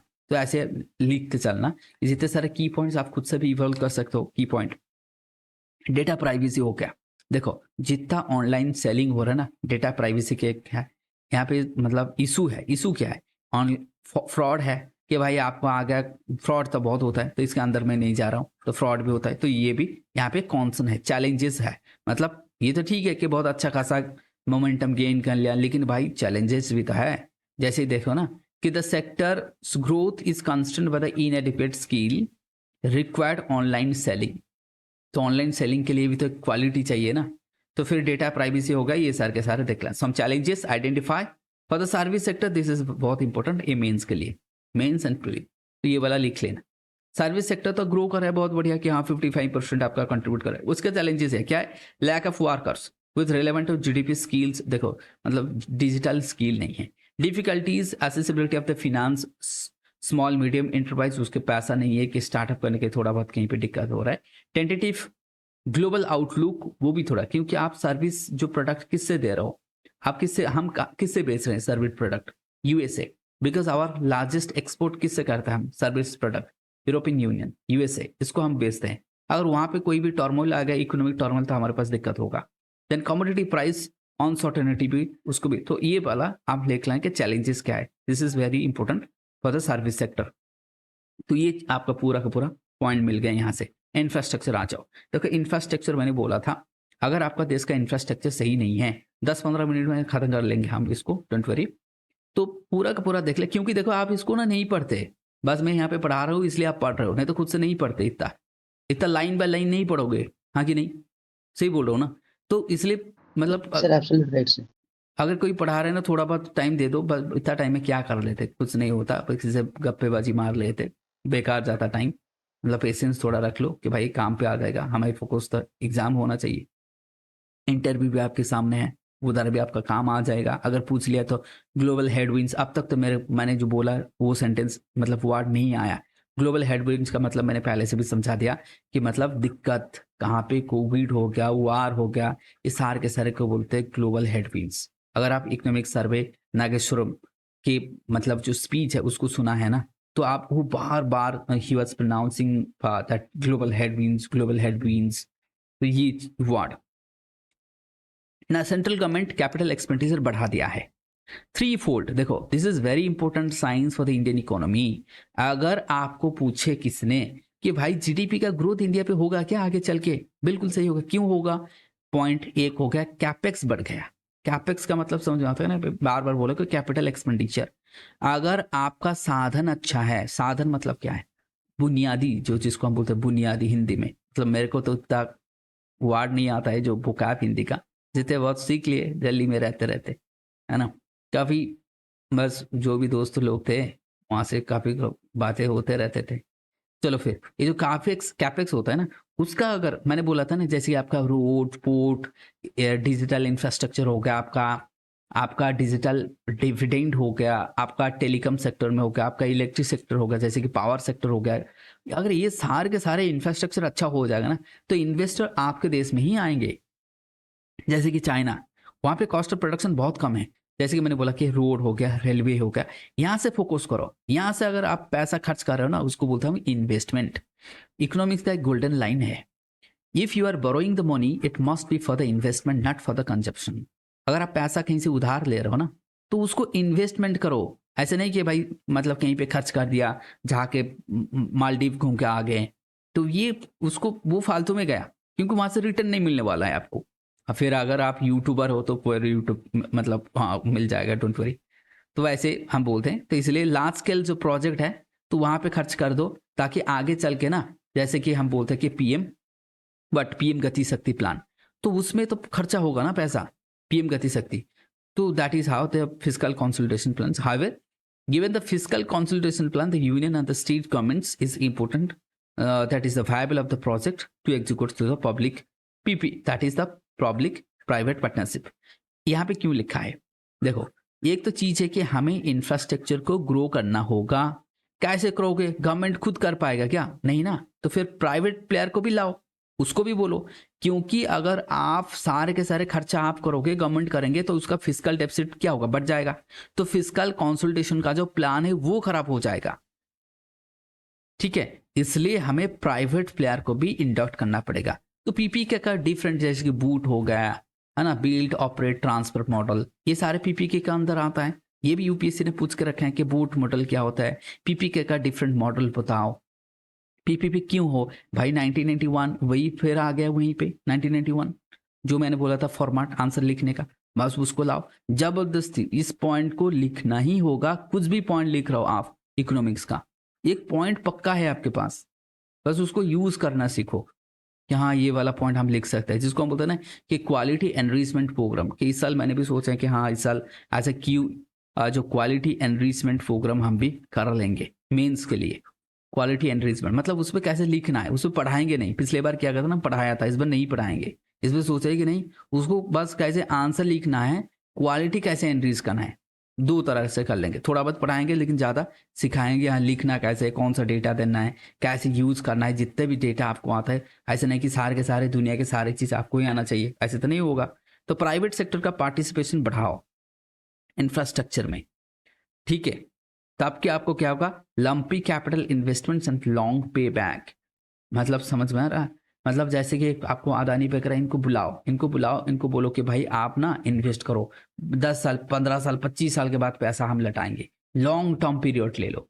Project structuring issues, risk estimation, allocation, mitigation, ये सारे के सारे होना चाहिए, नहीं तो प्राइवेट प्लेयर नहीं आएंगे। देखो यहाँ पे बोल रहे हैं कि प्राइवेट सेक्टर का जो मतलब in creation of the infrastructure is not forthcoming, यहाँ पे नहीं आ रहा है। क्यों? अच्छा ये थोड़ा मैंने गलत इंटरप्रिटेशन कर लिया, यहाँ पे थोड़ा सा करेक्ट कर लो मेरे। तो यहाँ पे दिया है रीजन कि why private players are not coming forth, मतलब ये लोग क्यों आगे क्यों नहीं आ रहे। एक तो देखो कि जैसे गवर्नमेंट बोलते हैं कि भाई जैसे कि एक हाईवे बनाना है, 25 साल के बाद हम पैसा लौटाएंगे, 50 साल के बाद देंगे। तो प्राइवेट सेक्टर के तो जल्दी पैसा रिटर्न चाहिए। वो बोलेंगे, गवर्नमेंट बोलेंगे भाई देखो आप ना कटक से भुवनेश्वर एक रोड बना लो, आपको 20 साल के बाद हम पैसा लौटा देंगे, है ना। तो ये प्राइवेट प्लेयर बोलेंगे भाई हमें 20 साल तो बहुत लंबा पीरियड हो रहा है, जल्दी चाहिए, हमें 5 साल में चाहिए, 10 साल में चाहिए, ऐसे करो। देन प्रोजेक्ट स्ट्रक्चरिंग इशू, मतलब स्ट्रक्चरिंग इशू मतलब क्या है, उसका कितना पैसा खर्च होगा। प्राइवेट प्लेयर बोलेंगे सर चलो 100 बिलियन, गवर्नमेंट बोलेंगे नहीं नहीं उसको 90 बिलियन में करो, नहीं तो 110 में करो, कुछ भी। और एलोकेशन कौन सा पोर्शन आपको करना है, मिटिगेशन, अगर किसी ने रोड बना के चला गया, फिर वो बारिश हो गया धो गया, उसके फर क्या होगा, फ्लड आ गया क्या होगा, उसको कौन बियर करेगा, क्या वो प्राइवेट प्लेयर करेंगे या दोनों मिलकर करेंगे या गवर्नमेंट करेंगे, ये सारे चीज पूरा क्लियर होना चाहिए। डिले इन लैंड एक्विजिशन, आपने बोल दिया कि भाई प्राइवेट प्लेयर ये अदानी आप यहाँ पे पोर्ट कर लो, फिर अदानी आ गया पोर्ट बनाने, वहां पे पता चला ट्राइबल लोग ने प्रोटेस्ट कर लिया, लैंड नहीं मिला, तो फिर वहां पे दिक्कत होगा, उसका इन्वेस्टमेंट खराब हो गया, जैसे कि हुआ था पोस्को। तो वैसे lack of independent regulator for the infrastructure sector, so these are the challenges for the private player and this is very important for the means। अगर किसी ने भी यूपीएससी मेंस लिख रहा है ना, so these are very good point for them, मतलब यहीं से उठा लो लिख लो कि प्राइवेट प्लेयर क्यों नहीं आ रहे हैं, बाकी देशों में क्यों प्राइवेट प्लेयर डोमिनेट कर रहे हैं, हमारे यहाँ पे क्यों नहीं कम पड़ रहा है, हमारे गवर्नमेंट ओरिएंटेड यहाँ पे, और लोगों का भी एक यहाँ पे थॉट है कि गवर्नमेंट ही करेंगे, प्राइवेट नहीं करेंगे, गवर्नमेंट जो भी होगा गवर्नमेंट से होगा। तो ये जो यहाँ पे आप देखते हो कि private player financing mobilisation resource, तो ये थोड़ा दिक्कत other difficulties from the private player से क्या डिफिकल्टीज फेस हो रहा है, तो दैट वहाँ पे लिख लेना। चलो फिर एम्प्लॉयमेंट, देखिए एम्प्लॉयमेंट के सिनारियो अभी एक मैंने आर्टिकल कल या परसों शुरू मतलब शेयर किया था। हमारा देश में एम्प्लॉयमेंट का ऐसा नहीं मैं बोल रहा हूँ कि बहुत एम्प्लॉयमेंट का अपॉर्चुनिटी है, जितना भी अपॉर्चुनिटी है ना लोग वहाँ पे भी नहीं जा रहे। हमारे देश में एक थॉट प्रोसेस है कि हम गवर्नमेंट जॉब ही करेंगे, प्राइवेट जॉब नहीं करेंगे। तो because of this thought process despite we are having private good number of private job, फिर भी लोग नहीं जा रहे, गवर्नमेंट जॉब के पीछे भाग रहे हैं, इसलिए हमारा जो एम्प्लॉयमेंट रेट वो ज़्यादा है। This is the factor. Despite the growth in the private sector the peoples are not coming. फिर भी अगर किसी ने गवर्नमेंट जॉब पे है, छोटे मोटे जॉब पे, फिर भी वो चाहता है कि नहीं यार यूपीएससी ओपीएससी कर लेता हूँ, फिर वो जॉब अप्लाई करता है ना, फिर दिखा जाता है वहाँ पे ये भी एम्प्लॉयड है, अनएम्प्लॉयड है, तो ऐसे अनएम्प्लॉयड बढ़ जाता है। कोई प्राइवेट जॉब में फिर भी वो अप्लाई कर रहे हैं। तो वैसे एक डेटा आया था कि आपको शायद पता होगा कि यूपी में 10-15 सीट के लिए कम से कम 2-4 लाख मतलब 60,000 पीपल समहाउ और 1 lakh people they applied. Even वहाँ पे पीएचडी होल्डर्स भी अप्लाई किया था पीएन पोस्ट के लिए। Can you imagine that? It was news in some let's say 1 year back, मैंने देखा था एक पेपर में कि पीएन पोस्ट के लिए ना, जस्ट इमेजिन करो, it was a PN post and the PhD holders were also applying for that. That is the scenario। मतलब ये क्या आपको लगेगा भाई ये मतलब बहुत बुरा सिनेरियो नहीं है, इनका दिमाग में ना कीड़ा है।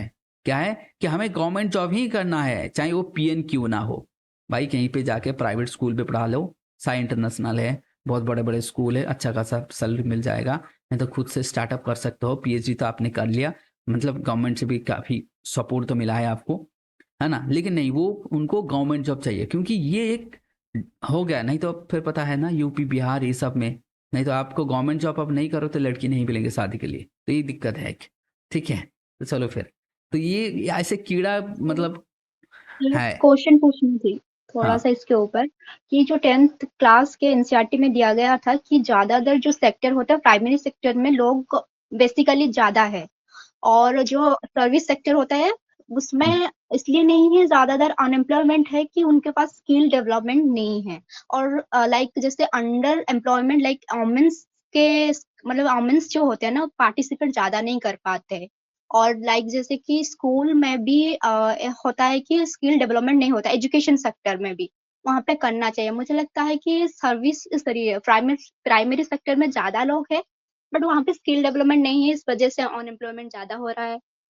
एंड इवन रूरल एरियाज चलो हो फिर ठीक है, मतलब लाइक समझ गया। देखो विलेज वगैरह में। बात ये है कि ये एक तरफ से नहीं देख रहे हम, ये तो वन फैक्टर है ना। आई एम नॉट टॉकिंग कि this is the sole factor, ये एक फैक्टर यहाँ पे हम डिस्कस करें तो फैक्टर्स तो बहुत है।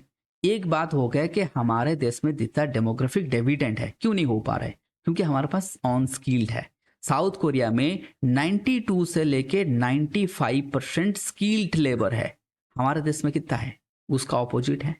और साउथ कोरिया इज द, यहाँ पे एक डेटा पुट कर सकते हो। अगर जैसे कि आपने ये पॉइंट बोला कि सर हाँ स्किल्ड का, तो यहाँ पे लिख दो ना कि साउथ कोरिया जैसे कंट्री है, यूएसए जैसे चाइना, वहाँ पे 60% स्किल्ड लेबर है। हमारे पास कितना है 20%, 25%, 30%। इवन जैसे आप वुमेन के बात बोले कि 30, मतलब आपका पीरियोडिक लेबर फोर्स बोलता है कि 32.4% वुमेन लेबर फोर्स पार्टिसिपेशन करता है, मतलब बहुत सारे। That means more than 60% of the womens they are not coming into the but formal sector पे अभी भी नहीं आए, वो डोमेस्टिक केयर कर रहे हैं। तो उसके लिए काल एक इकोनॉमी मैंने शेयर किया था इसके ऊपर, वुमेन जो वाले आपने अभी बोला कि वुमेन के फैक्टर्स, ये वाला काल मैंने एक आर्टिकल खुद सेंड किया था जो हमारा टेलीग्राम के चैनल है वहां पे मैंने शेयर किया था कि पूरा का पूरा डेटा दिया था कि इससे लाइक वुमेन का मतलब क्या है कि हाँ घर का जो केयर टेकर, मतलब वैसे एक कॉन्सेप्ट बन गया। तो पीरियोडिक लेबर फोर्स बोलता है आपको 32.4% वुमेन पार्टिसिपेशन। अगर आपका वुमेन पार्टिसिपेशन नहीं होगा तो अनएम्प्लॉयमेंट तो बढ़ेगा ना, क्योंकि इनका जेंडर रेशियो देख लो कितना है अभी, क्या है ये है जेंडर रेशियो, मतलब पर 1000 मेल पे 1020 फीमेल, मतलब जेंडर रेशियो अब पॉजिटिव है इंडिया में। अगर भाई जेंडर रेशियो पैरेलल से भी ऊपर है, पॉजिटिव है, उसमें से 30% और लेट से 32%, 33% लोग आ रहे हैं, बाकी के 70% लोग बाहर बैठे हैं, तो अनएम्प्लॉयमेंट तो बढ़ेगा ना। तो ये एक फैक्टर है, ठीक है। तो मतलब बहुत सारे ऐसे फैक्टर्स है, रूरल एरिया में देख लो, ठीक है। तो हमारे स्टार्टअप भी कंपैरेटिवली कम है, लोग स्टार्टअप करने से हेजिटेट करते हैं क्योंकि उसके पास एजुकेशन नहीं। भाई स्टार्टअप कौन करेगा? जिसके पास स्किल्ड है, जिसके पास एजुकेशन है, जिसके पास खाने के लिए है, खाने के लिए तो है नहीं, लोग को स्टार्टअप कैसे करे? तो number of things is that. तो एम्प्लॉयमेंट भी हमने देख लिया। नाउ टू जनरेट सस्टेन, अगर आपको क्वालिटी एम्प्लॉयमेंट करना है तो आपको हर सेक्टर में देखना है, ऐसे नहीं कि नॉन फार्म एंड फार्म दोनों पे देखना पड़ेगा। फार्म को मैकेनाइज कर दो, फूड जैसे फूड प्रोसेसिंग इंडस्ट्री हो गया, एग्रो प्रोसेसिंग इंडस्ट्री हो गया, सारे के सारे सेक्टर को अगर हम फोकस करेंगे तब जाके इंप्लीमेंट। तो यहाँ पे चैलेंजेस भी कुछ देख लेंगे। तो इकोनॉमिक सर्वे बोलता है कि the last 6 year the unemployment decline हो गया टू कितना 3.2। ये आप लिख लो। आपका पॉइंट यहाँ से क्या मिला कि अनएम्प्लॉयमेंट डिक्रीज हो गया। भाई ये मैं नहीं बोल रहा, इकोनॉमिक सर्वे बोल रहा है ना। तो चलो फिर गवर्नमेंट डेटा तो हमें लिखना पड़ेगा, तो ये आप लिख लिए यहाँ से। However India needs to generate an average 78.5 lakh jobs annually. This is very important key data till 2030 non farm sector में, फार्म सेक्टर में नहीं, क्योंकि फार्म सेक्टर में काफी ठीक ठाक है। तो इसलिए ये 2 पॉइंट हमें मिल गया कि देखो सर्वे बोलता है कि इतने सारे हमें जॉब क्रिएट करना पड़ेगा, और ये डिक्लाइन हुआ है तो मतलब आपको स्किल भी करना पड़ेगा, skilled needed for the to cater as well the rising workforce, उसको चैनलाइज भी करना पड़ेगा, generate and sustainable quality employment होना चाहिए। ऐसे नहीं कि भाई 2 दिन के लिए आगे फिर जैसे कि गीक हो गया, कोई आज आगे फ्लिपकार्ट में कल फिर निकाल दिया उसको, तो गीक भी नहीं होना चाहिए। तो थोड़ा बस उसके बिगेस्ट डिस्ट्रप्शन क्या है ना, डिस्ट्रप्शन देखो यहाँ पे चैलेंजेस आ गया तो नेगेटिव पॉइंट आप, तो यहाँ पे पॉजिटिव फैक्टर्स लिखे तो नेगेटिव पॉइंट पे आ गए। क्या है कि आर्टिफिशियल इंटेलिजेंस AI आ गया। अगर ग्रोथ होगा the future there would be biggest disruption for the what future work is the growth of artificial intelligence.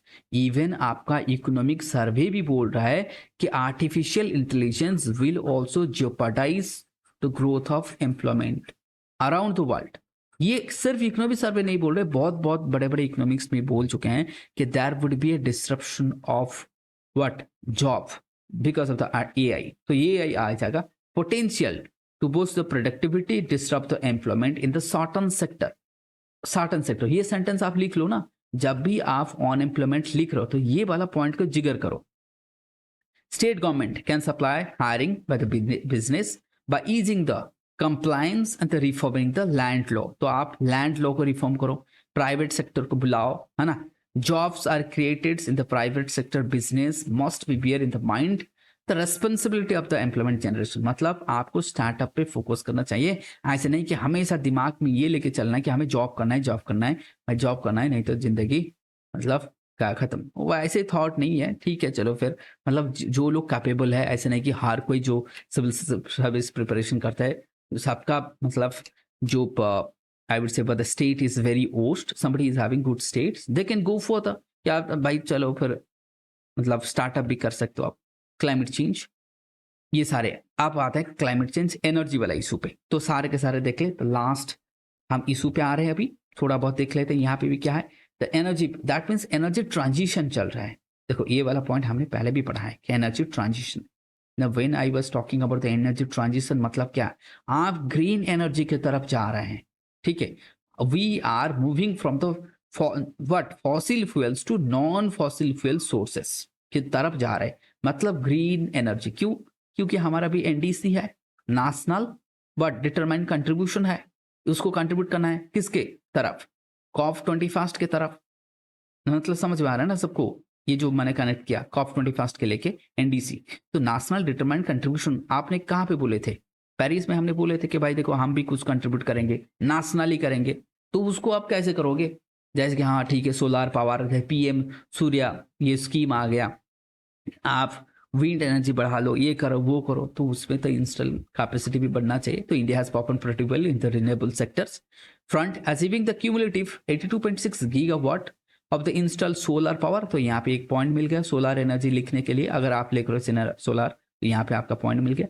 आज May of 31st 2024 तो non fossil fuel sources consist of 45%, तो ये भी आपका हो गया लगभग 50%, that is also pretty good. 45% हमने अचीव कर लिया नॉन फॉसिल फ्यूल सोर्सेज से। इंस्टॉलेशन कैपेसिटी है ये, total electricity generation capacity in India, and this point is very important point. मतलब आप जब भी लिख रहे हो कि एनर्जी ट्रांजिशन के ऊपर, जब आप लिख रहे हो कि नहीं हम we are moving towards the greener sector और ग्रीनर एनर्जी, तो ये पॉइंट आप लिख सकते हो आराम से कि हाँ भाई देखो ये this is how the evidence we are putting forward for you. Additionally framework for the sovereign green bond, this is important. Sovereign का मतलब क्या है, गवर्नमेंट बैक, तो वहां पे आपका लॉस कोई है नहीं, मतलब जो लॉस का चांसेस बहुत कम है, गवर्नमेंट अब दे रहे हैं। तो सोवरेन बॉन्ड क्या लॉस है, जैसे LIC हो गया तो सोवरेन बॉन्ड है ना, तो ऐसे हो गया। Has enable the sources of mobilisation for the green project. तो ग्रीन बॉन्ड का आप जिगर कर सकते हो कि discuss the role of bond और the green bond in terms of green energy. मतलब क्या है, जैसे कि ग्रीन बॉन्ड ये बहुत इंपॉर्टेंट है, ये गवर्नमेंट ने 36,000 crore by the green bond, this is very important. Green bond का जिक्र कर सकते हो आप, समझ में आ रहा है। ग्रीन बॉन्ड का मतलब क्या है, the bond issued to sponsored और funded the what that is the project और ग्रीन सोर्स ऑफ एनर्जी।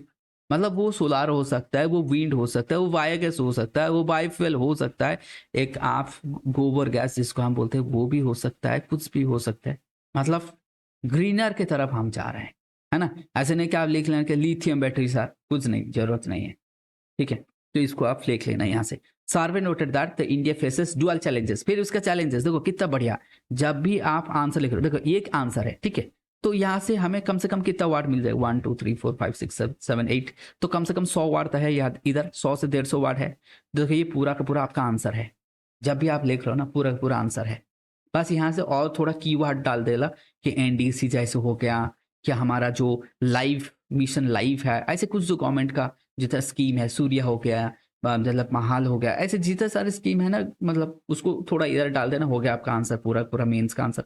यहाँ पे चैलेंज सेकंड पारा में दिया गया चैलेंजेस, फास्ट में आपका जो प्रॉस्पेरिटी का एंगल दिया गया, तो बहुत बढ़िया है। तो ऐसे ना मैंने पहले से बोला था ये शुरुआत में कि भाई इसको थोड़ा ध्यान से पढ़ लेना, आपको मेंस का तैयारी बहुत अच्छा हो जाएगा, थोड़ा बहुत पॉइंट यहाँ से बन जाएगा। तो चैलेंजेस क्या है, डुअल चैलेंजेस देख लो, energy demand while reduction the carbon emission. देखो दो चैलेंज है, ऐसे नहीं श्रीलंका जैसे कि भाई हमें ऑर्गेनिक फार्मिंग करना है और वहां से पूरा गया इन्फ्लेशन स्काईरॉकेट, वैसे नहीं करना है। Transition must be smooth enough, ऐसा नहीं कि डिमांड कम हो गया, डिमांड आपको मीट नहीं कर पा रहे हो, तो वो होना चाहिए, प्लस कार्बन एमिशन भी हमें कम करना पड़ेगा। तो हमारे पास डुअल, एक तो हम ग्रीन की तरफ जाना है, दूसरा है कि हमें एमिशन भी कम करना है। Phasing out the non fossil fuel sources has been remain challenge for India, क्योंकि अभी भी आपका 75% एनर्जी कोल से आता है, थर्मल से, है कि नहीं, ये बात तो सबको पता है। तो दिस इज द चैलेंज कि आपको अभी भी देखो 75% power is being generated from the fossil fuels, आपको तो ये चैलेंज हो गया ना। This is expected to help India to pursue the low emission pathway to help the minimise the risk associated with energy. ये इसके ऊपर बहुत सारे डेटा भी आया है कि भाई ये भी, और एक चीज यहाँ पे बहुत बढ़िया लिखा है, अवेलेबिलिटी, अफोर्डेबिलिटी एंड एक्सेसिबिलिटी भी होना चाहिए। ये जो वर्ड है ना, जब भी आपको दिमाग में जैसे फूड सिक्योरिटी आ गया, इसको लिख दो, ये टेम्पलेट है, एक की वर्ड है। जब भी आप सप्लाई चेन के ऊपर कैसे भी, भाई देखो एनर्जी आप बोल रहे ग्रीन एनर्जी, उसका अवेलेबिलिटी भी होना चाहिए, और वो अफोर्डेबल, ऐसा नहीं कि एक यूनिट 15 रुपए, ऐसा नहीं होना चाहिए, और उसका एक्सेसिबिलिटी भी होना चाहिए। ऐसा नहीं कि अवेलेबिलिटी है सिर्फ है, एसेसिबिलिटी भी होना चाहिए। तो इसको पूरा आप लिख लेना, ठीक है। तो ये था पूरा का पूरा हमारा जो सर्वे। आप क्वेश्चन पूछ लो जिसको